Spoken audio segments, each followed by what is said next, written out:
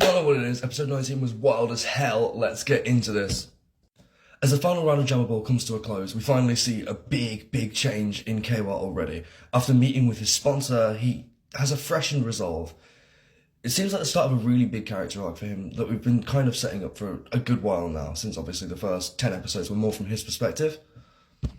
A lot of people think this is going to affect his character arc very negatively. I don't.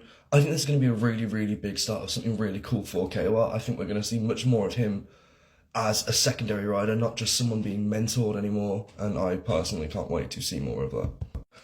Jammer Ball ending meant someone finally got voted off, and I am very happy to say it was Sparrow. Fuck this guy. Hated him from the go. Don't even care that he's not the disaster, I just didn't want him in the show. I fucking hate this character. Say it with me, everyone. Fuck Daichi.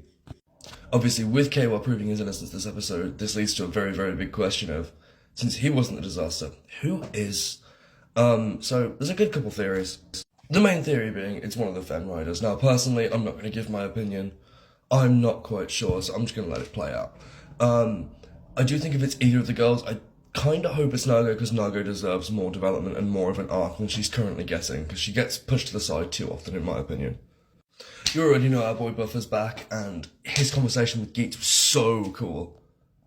His realisation that he didn't need the DGP to be able to do anything that he actually wants was almost refreshing for him, because he'd been sticking himself on this one straight and narrow path that he was almost insanely repeating. So this was a really cool breakaway for him, and I can't wait to see where he's going to go as a road rider.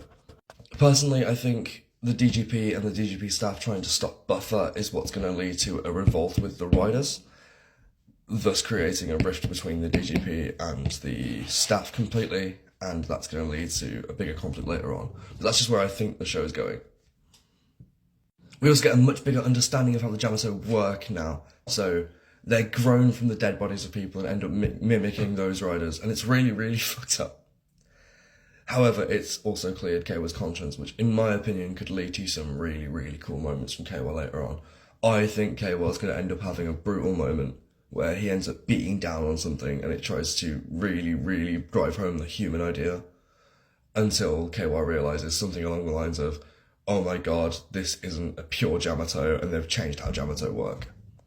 Obviously that's all speculation, please don't take my word for that, this is just where I want the show to go. I think it'd be really cool.